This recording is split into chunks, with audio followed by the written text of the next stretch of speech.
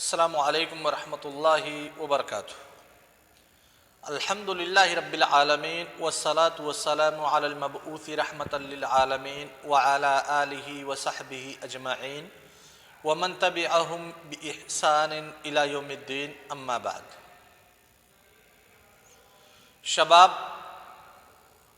سورۃ التوبہ کے مدارسہ اور دراسہ کے بعد ہم منتقل ہو رہے ہیں اس کے بعد آنے والی سورت یعنی سورہ یونس کے مدارسہ اور مطالعہ میں۔ سورہ یونس یہ مکی سورت ہے، اور مکی سورت کا مطلب یہ ہے کہ ہجرت سے پہلے اس سورت کا نزول ہوا ہے۔ سورہ یونس میں دو واقعے بہت ہی عجیب و غریب بیان کیے گئے ہیں، اور انہی میں سے ایک عجیب و غریب واقعے کی وجہ سے اس سورہ کا نام سورہ یونس پڑا ہے، کیونکہ یونس علیہ السلام کا تذکرہ ہے اس سورت کے اندر، اور وہ یونس علیہ السلام جن کو مچھلی نے نگل لیا تھا۔ ایک مچھلی کے پیٹ کے اندر پانی کی گہرائی میں، پانی کی تاریکی میں یونس علیہ السلام نے کیسے اپنے رب کو پکارا اور کیسے ان کے رب نے ان کی دعوت کو سن لیا، ان کی دعا کو سن لیا، اس پورے واقعے کا ذکر ہے۔ اور اللہ تبارک و تعالی اس واقعے کو ذکر کر کے ہمیں یہ بتلانا چاہتے ہیں کہ ہم زمین کے اوپر رہتے ہیں، روشنی رہتی ہے، سورج کی شعاعیں بکھری ہوئی رہتی ہیں، سورج کی کرنیں بکھری ہوئی رہتی ہیں، ہر طرف ہم کو نظر آتا ہے، ساری چیزیں دکھائی دیتی ہیں، کوئی ہمیں پریشانی نہیں ہوتی ہے، لیکن اس پریشانی کے عالم میں بھی ہم اپنے رب کو پکارنا نہیں چاہتے۔ جب ہمیں اپنے رب سے کوئی مدد مانگنی ہوتی ہے تو ہم کسی دوسرے کا سہارا لیتے ہیں، کسی پیر کا، کسی فقیر کا، کسی ولی کا، کسی نبی کا، کسی فرشتے کا، کسی غوث کا، کسی قطب کا، کسی ابدال کا، وغیرہ وغیرہ۔ ان سارے لوگوں کا سہارا ہم لے کر کے اللہ تعالیٰ کو پکارتے ہیں، اور حجت یہ دیتے ہیں کہ اللہ تعالیٰ بہت ہی عظیم ہے، ہم اپنی سفارشات کو اللہ تعالیٰ کے سامنے ڈائریکٹلی نہیں رکھ سکتے، بیچ میں کسی واسطے کی ضرورت ہے۔ تو بتلانا یہ ہے کہ مچھلی کے پیٹ میں یونس علیہ السلام ہے، وہ مچھلی پانی کے اندر ہے، سمندر کی تہ میں، سمندر کی گہرائی میں ہے، چاروں طرف تاریکی ہے، دنیا کا کوئی انسان یونس علیہ السلام کو نہیں دیکھ رہا ہے، دنیا کی کوئی دوسری مخلوق یونس علیہ السلام کے بارے میں نہیں جانتی کہ وہ کس کے پیٹ میں، وہی مچھلی جانتی ہے جس کے پیٹ میں یونس علیہ السلام موجود ہے۔ اور جب اس گہرائی میں، اس تاریکی میں، اس معدومی میں یونس علیہ السلام مچھلی کے پیٹ سے جب اپنے رب سے اپنے گناہوں کی مغفرت کرتے ہیں، اپنے رب سے نجات پانے کی درخواست کرتے ہیں، تو اللہ تعالیٰ ان کی دعا کو سن لیتا ہے۔ تو ہماری دعا کیوں نہیں سنے گا؟ ہمیں کیا پریشانی ہوتی ہے کہ ہم سفارشات کو لے کر کے آئیں، شفاعات کو لے کر کے آئیں اللہ تعالیٰ کے سامنے اپنی فریاد رکھنے کے لیے؟ یہ پہلا واقعہ جو اس صورت میں بیان کیا گیا ہے، اور جو بھی قرآن کریم میں وقائع یا احداث بیان کیے جاتے ہیں ان کا کچھ نہ کچھ مقصد ہوتا ہے۔ ایک بنیادی مقصد تو میں نے آپ کو بتلا دیا، جب تفسیر پڑھیں گے یا ابھی موضوعات پہ آتے ہیں کہ سورہ یونس کے موضوعات کیا کیا ہیں تو وہاں پہ انشاءاللہ مزید گفتگو ہوگی۔ دوسرا واقعہ ہے کہ یونس علیہ السلام کی قوم دنیا کی وہ واحد قوم ہے جس کے اوپر عذاب آیا، لیکن وہ لوگ عذاب میں دوچار نہیں ہوئے، اللہ تعالیٰ نے اس عذاب کو پھر اس قوم کے اوپر سے ہٹا لیا۔ نہیں تو جب اللہ تعالیٰ کا عذاب کسی قوم کے لیے آ جاتا ہے تو وہ قوم اس عذاب میں دوچار ہو جاتی ہے۔ یونس علیہ السلام کی قوم دنیا کی وہ واحد قوم ہے جس کے اوپر عذاب کے بادل تو منڈلا رہے تھے، لیکن یونس علیہ السلام کی دعا سے وہ عذاب کے بادل پھر قوم کے اوپر سے چھٹ گئے۔ اس سورت کے اندر 109 آیات ہیں۔ سورت کا جو بنیادی موضوع ہے وہی موضوع جو مکی صورتوں کا عام طور سے ہوتا ہے۔ مکی صورتوں میں کن چیزوں کا تذکرہ کیا جاتا ہے؟ قرآن کریم بھیجنے کے یا قرآن کریم نازل کرنے کے جو بنیادی اہداف و مقاصد ہیں انہی کا تذکرہ ہوتا ہے، جیسے اللہ تبارک و تعالیٰ کے لیے توحید کو ثابت کرنا، شرک اور اہل شرک کی برائیاں، شرک کی گمراہیوں کا تذکرہ، نبوت کو ثابت کرنا، یوم آخرت یا پھر مرنے کے بعد دوبارہ زندہ کیے جانے کی تفصیل بیان کرنا اور اس کے ادلہ دینا، آسمانی رسالات، آسمانی پیغام جو لوگوں کے پاس اللہ تبارک و تعالیٰ کے ذریعہ سے بھیجا جاتا ہے اس پیغام پر ایمان کی دعوت دینا کہ جو آسمانی پیغامات ہیں، جو رسول ہیں، جو انبیاء ہیں، جو پیغامبر ہیں، ان پہ ایمان لائیے، ان پہ یقین لائیے۔ یہی تقریباً مکی صورتوں کا بنیادی محور ہوتا ہے۔ تو وہ سارے محور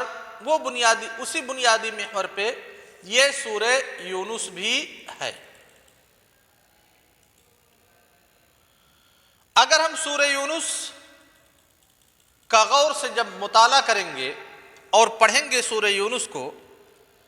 تو پائیں گے کہ سورہ یونس نے جن جن موضوعات سے گفتگو کی ہے، کچھ آیات ایسی ہیں جو رسالت الہیہ پر دلالت کرتی ہیں، کچھ آیات ایسی ہیں جو اللہ تبارک و تعالیٰ کی الوہیت پر دلالت کرتی ہیں، کچھ آیات ایسی ہیں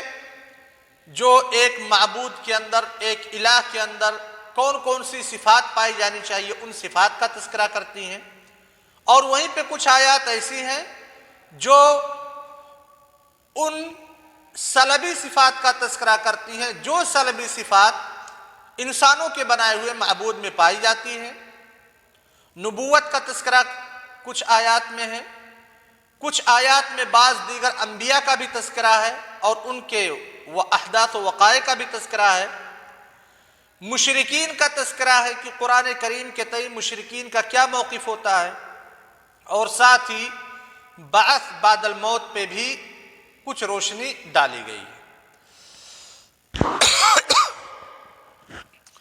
اگر ہم شروع کریں سورہ یونس کو تو ہم دیکھیں گے کہ شروع کے کچھ آیات میں اللہ تبارک و تعالیٰ کی جو سنت رہی ہے تمام قوموں کے ساتھ، اسی سنت کا تذکرہ ہے کہ اللہ تعالیٰ نے ہر ایک امت میں کوئی نہ کوئی رسول بھیجا، لہذا جب مشرکین کے پاس محمد صلی اللہ علیہ وسلم رسول بن کر کے آئے، رسول بنا کر کے بھیجے گئے، تو مشرکین کو تعجب میں نہیں پڑنا چاہیے، کیونکہ اللہ تبارک و تعالیٰ کی سنت ہے کہ صرف یہی مشرکین مکہ نہیں بلکہ دنیا کی جتنی قومیں ہیں ہر ایک قوم میں اللہ تعالیٰ نے کسی نہ کسی کو رسول بنا کر کے بھیجا ہے۔ اس کے بعد اللہ تبارک و تعالیٰ منتقل ہوئے، سورہ یونس کی جو آیات ہیں اس کے بعد آنے والی جو ہیں وہ اللہ تبارک و تعالیٰ کے موجود ہونے کی دلیلیں دے رہی ہیں کہ تمہارا معبود موجود ہے، وہی عبادت کا مستحق ہے۔ اس کے اوپر چند ادلہ کا تذکرہ ہے۔ اس کے بعد قرآن کریم نے سورہ یونس کے اندر، سورہ یونس کے حوالے سے گفتگو ہو رہی ہے کہ سب سے پہلے سورہ یونس میں بیان کیا گیا کہ مشرکین مکہ کے پاس جیسے محمد صلی اللہ علیہ وسلم رسول بنا کر کے بھیجے گئے، ویسے دوسری قوموں کے پاس اللہ تعالیٰ نے رسول بنا کر کے بھیجا دوسرے انبیاء کو، لہذا مشرکین کو تعجب میں پڑنے کی ضرورت نہیں ہے۔ اس کے بعد منتقل ہوا، سورہ یونس منتقل ہوئی ایک دوسرے نقطے کی طرف کہ اللہ تبارک و تعالیٰ نے محمد صلی اللہ علیہ وسلم کو رسول بنا کر کے بھیجا ہے، لہذا اللہ تعالیٰ موجود ہے، صاحب قدرت ہے، اس کی قدرت کے کچھ دلائل کا تذکرہ کیا۔ اس کے بعد مشرکین کے جو عقائد تھے اور مشرکین کے جو شبہات تھے رسالات کے تئیں، انبیاء کے تئیں، رسولوں کے تئیں، ان شبہات کا ذکر کیا اور ان کا ازالہ کیا۔ اس کے بعد اللہ تبارک و تعالی نے اپنی عظمت کے، اپنی قدرت کے چند ادلہ کا تذکرہ کیا، جو ادلہ بالکل واضح طور پہ اللہ تعالیٰ کی عظمت اور قدرت پر دلالت کرتی ہیں۔ اس کے بعد سورہ یونس میں تذکرہ ہوا بعض دیگر انبیاء کے قصص اور ان کے واقعات کا، یہ ثابت کرنے کے لیے کہ یونس علیہ السلام کا جو تذکرہ کیا جا رہا ہے یہ واقعہ بالکل سچ ہے، صدق پر مبنی ہے، جیسے کہ نوح علیہ السلام کا تذکرہ یا نوح علیہ السلام کا واقعہ جو ان کی قوم کے ساتھ ہوا، ان کی قوم نے نوح علیہ السلام کے ساتھ کیا اور اس واقعے کو قرآن نے بیان کیا۔ جیسے نوح علیہ السلام کا واقعہ سچ ہے، جیسے موسیٰ علیہ السلام کا واقعہ سچ ہے جو کچھ فرعون کے ساتھ ہوا، پھر فرعون نے کیسے سحرہ سے، جادوگروں سے کیسے مدد طلب کی، موسیٰ علیہ السلام کی دعوت کو باطل قرار دینے کے لیے، ٹھکرانے کے لیے، اس واقعے کا تذکرہ ہوا۔ بنو اسرائیل کو کیسے نجات ملی، فرعون کو کیسے سمندر میں ڈبویا گیا، ویسے ہی تذکرہ یونس علیہ السلام کا بھی سورہ یونس کے اندر ہوا کہ ان کی قوم نے حضرت یونس علیہ السلام کے ساتھ کیا کیا، پھر حضرت یونس علیہ السلام کا رویہ اپنی قوم کے ساتھ کیا رہا۔ تو اس صورت میں سورہ یونس میں 3 واقعات ذکر ہیں۔ ایک تو حضرت نوح علیہ السلام کا واقعہ اور ان کی قوم کا تذکرہ، دوسرا حضرت موسیٰ علیہ السلام اور ان کی قوم یعنی بنو اسرائیل کا تذکرہ، فرعون کا انجام، فرعون کا ظلم و ستم، اور تیسرا حضرت یونس علیہ السلام اور ان کی قوم کا تذکرہ۔ یہ 3 واقعات اس صورت کے اندر ذکر ہیں، اور تینوں واقعات جو ذکر کیے گئے ہیں صرف یہی بتلانے کے لیے، ایک طرف نبی صلی اللہ علیہ وسلم کو ڈھارس اور ہمت بڑھانے کے لیے کہ دیکھیے آپ کی قوم جو آپ کے ساتھ کر رہی ہے یہ کوئی نیا معاملہ نہیں ہے، بلکہ اس سے پہلے یونس علیہ السلام، موسیٰ علیہ السلام، نوح علیہ السلام نے بھی جب آپ کے مشن کو، آپ کے ہی جیسے مشن کو ان لوگوں نے لوگوں کے سامنے پیش کیا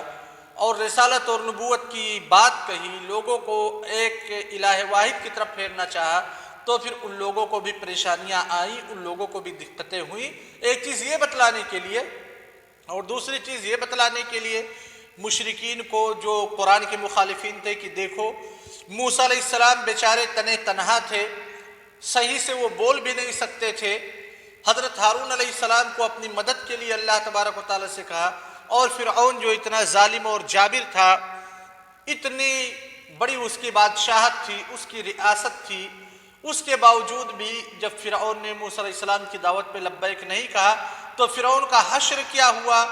نوح علیہ السلام کی قوم نے جب نوح علیہ السلام کی دعوت پہ لبیک نہیں کہا،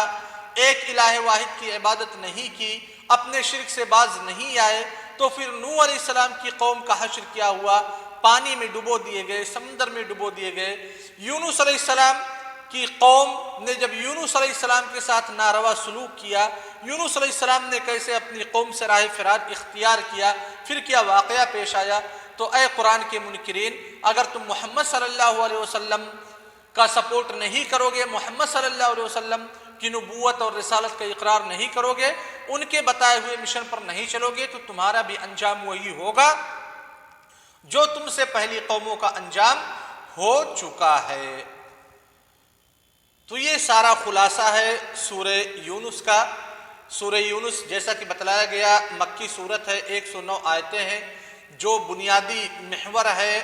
رسالت، نبوت، بعث بعد الموت، اللہ تبارک و تعالیٰ کی توحید، شرک اور شرک کے نقصانات کا تذکرہ، یہ بنیادی محور ہے سورہ یونس کا۔ اس کے بعد کچھ پوائنٹ کی شکل میں، نکات کی شکل میں بتلائی گئی چیزیں کہ سورہ یونس کن کن چیزوں پر مشتمل ہے، اور کل سے انشاءاللہ سورہ یونس کی پہلی آیت کا دراسہ کیا جائے گا۔ السلام علیکم ورحمۃ اللہ وبرکاتہ۔